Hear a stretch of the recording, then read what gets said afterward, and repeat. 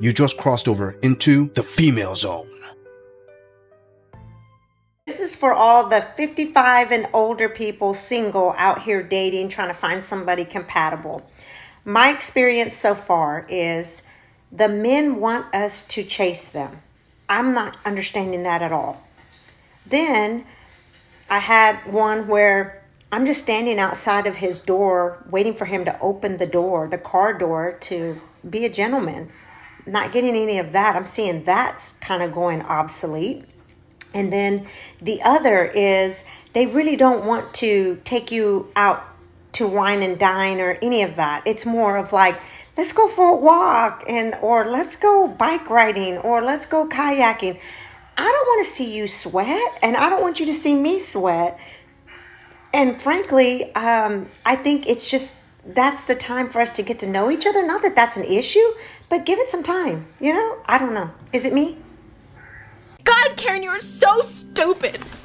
Yes, Granny, it is you. I mean, you're saying that you believe that your experience is that the men are wanting you to chase them. Hold up a second. Since when is going for a walk or riding a bike you chasing men? And you have a problem with the guy who doesn't come out and open up your door for you to get in his car?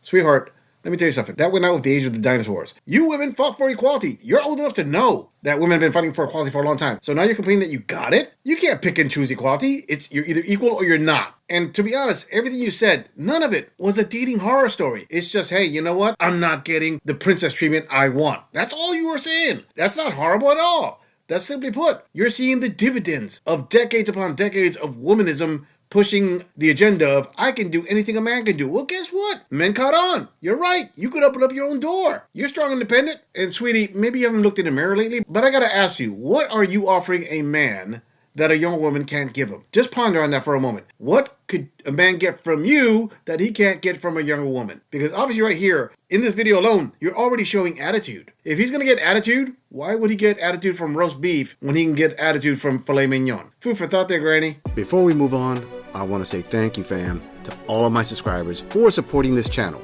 I truly appreciate all of you who leave comments, who like my videos, and share them on other social media platforms. I truly gotta say thanks, fam. If it wasn't for you, I wouldn't be here. And for those of you who haven't subscribed yet, I thank you for tuning in, and I hope you decide to hit that subscribe button. Moving on! I wish it was appropriate to ask a guy his size, like right off the bat, first getting to know him, or in a dating app. You know how there's like, you could put your height, where you live. I wish you could put like the size there, because although it doesn't matter, it really doesn't, it does. Right? Like, it's going to be a deal breaker for me, whether it's either way on either side of the spectrum, right? And it's like, I can't find out that information appropriately without getting to know you, without now getting, like, I have to put in time and effort. When it's like, if I had just known off the bat, this is kind of like a non-negotiable, but it's like a non-negotiable that you're not allowed to ask right away. But you kind of should be. I can feel him running through my veins. He's still in me. Gee, sister, talk about perving early. I mean, talk about objectifying somebody. I thought women didn't like it when men objectified them. It's like, oh, they've just seen a pair of boobs and a butt. So you want to know his size. So exactly what are you questioning? Length or girth? Sweetie, all right. If you're trying to be like Goldilocks with the three bears, except the Goldilocks with the three sausages, this one's too small, this one's too big, this one's just right. Yeah, you need to take it easy there, sweetie. Okay, understandable. You're trying to say that you want some size, but you can't handle too much meat. I guess your choke point is a little bit shallow, or perhaps that well bottoms out way too early. Don't know, don't really care. The point is, why don't you just do the logical thing? I mean, you're saying it's not appropriate to ask. Actually, you could actually put it in a dating profile, in your bio profile, saying, hey, listen, if your meat stick is as big as a baseball bat, no. But if it's also the size of like a wiener dog, also no. Just say the measurements. My ideal size is this long or this thick or whatever. It's not inappropriate. It's just simply put, it's going to show what you are. A horn dog. You just want the information of what comes in the package without actually having to unwrap it. But you're right. You gotta put in work to unwrap it first. And to get the full size, you may have to wet his whistle. Moving on! First date in 25 years, an update. So I went out on a date for the first time in 25 years and had a great time. And that was Thursday.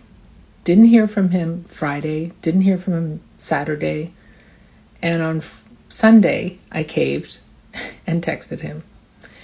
And I did not hear back from him Sunday. Didn't hear from him Monday. It is Tuesday.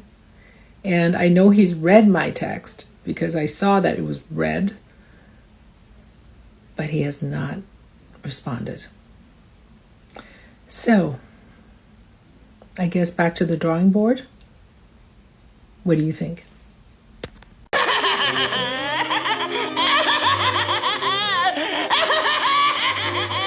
Back to the drawing board. Granny, that is a very unique way of saying, let's saddle up, get back on the carousel. Okay, sweetie, I don't know what you're expecting, but you gotta understand, when you go out there dating at this age, and if you look at yourself in the mirror, you have to accept the fact that you don't have the sexual market value you had in your 20s. So expectation management is a big thing, especially in the latter half of your life. Because if you decided, hey, I'm no longer going to be married with my husband, or I'm going to leave the man I was with for a long time because I got to go out there and find myself, I'm going to find the love of my life now at this age. Well, I hate to break this to you, but reality and your feels don't jive that well. In fact, reality is going to take your feels and give them a crash course of it just doesn't give a flying F. It'll continue to take your feels and slam you against the wall of reality, which is almost as hard as the wall smashing you had in your 30s. But the point of all of this is you cannot draw the type of guy that you want. Case in point, where the guy you're talking about, you obviously were attracted to him. You wanted him to follow up. You were like, okay, when is he going to talk to me? If you're the one who caved, then you were the one who had the higher attraction point. If he didn't write back or anything like that, he knows that he's in control of it. That lets me and everybody else know something that you don't know. And that is a man who could just ignore you for days after being on a date with you means he has options that are better than you. You weren't the number one draft pick on his roster. Hell, you didn't even make his roster. Hell, you're not even on his bench. Food for thought there, Granny. You guys want to know what the best part about being divorced is?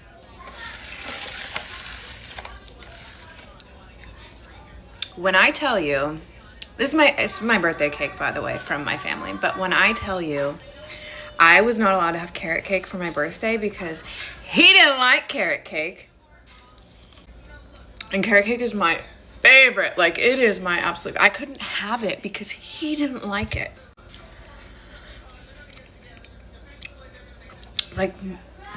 What the f*** was I thinking? The fact that I couldn't have my favorite cake on my birthday. Insane in the membrane. Insane in the membrane. Oh my God, who the hell cares? Oh, sister, tell everybody you're recently divorced without telling everybody. Right now, you actually think that the greatest, most wonderful, awesome thing about being divorced is you get to choose your cake on your birthday. This is the greatest thing. This is what you want to get divorced for. Sweetie, you're starting to pump yourself full of copium kind of early, but you know what? This is expected because most newly divorced women actually do this. They concentrate on these little itty bitty things and they say, yeah, this is what makes divorce awesome. And you know what? Sure, ride that high for as long as it's going to last. Because you know what's going to happen eventually? Eventually, the real meaning of divorce is going to catch up to you. What does that mean? Well, that means that you actually have to do things on your own. That means that the maintenance of the house, on you.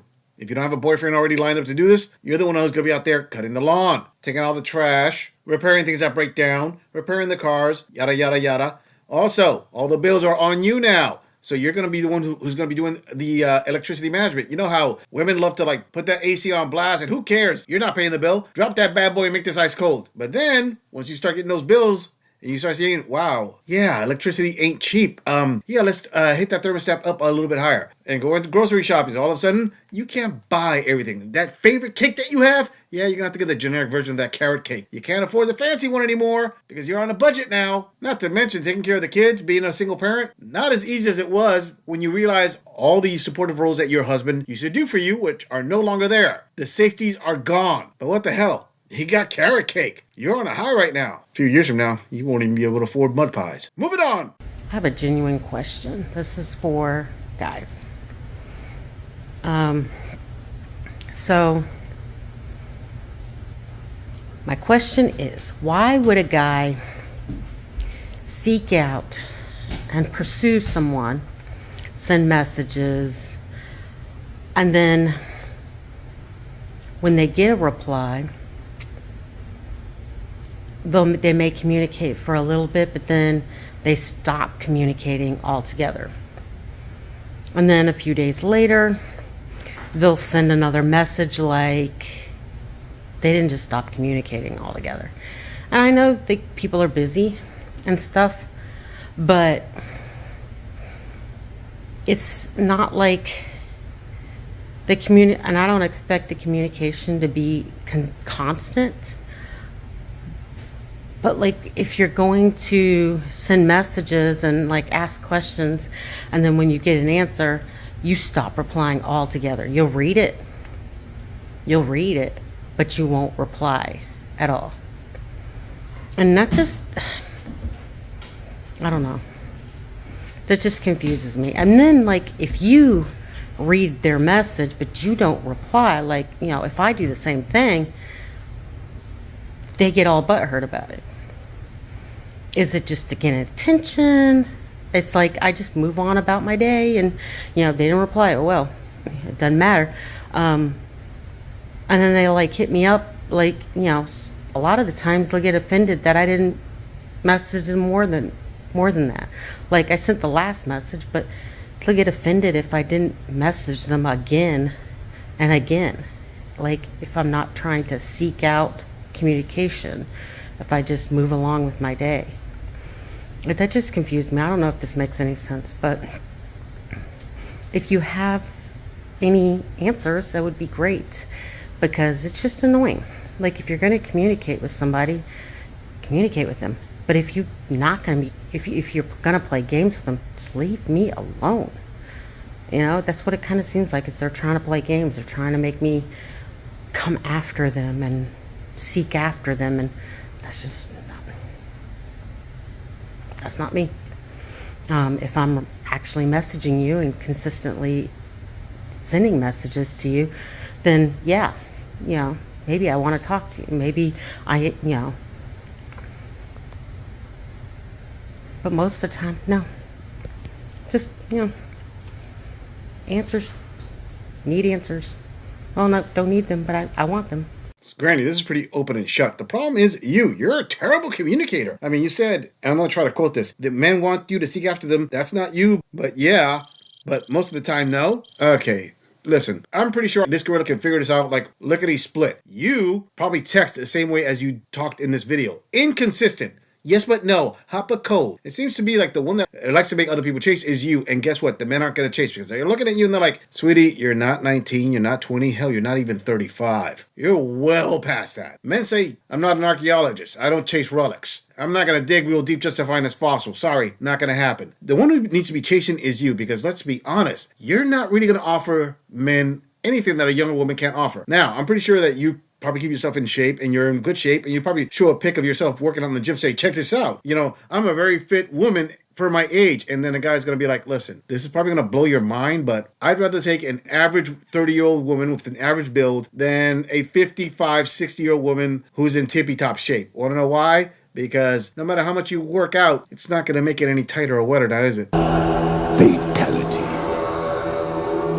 Flawless victory. I'm just saying, if you enjoy this audit, click on the video in the end screen for more content. If you would like to support the channel, please follow the link in the description to donate to our beer fund, or like, subscribe, and share this video on other social media platforms. If you agree or disagree with anything about this audit, please let us know in the comments. I'm going to leave this audit right here. I'll see all of you in the next episode.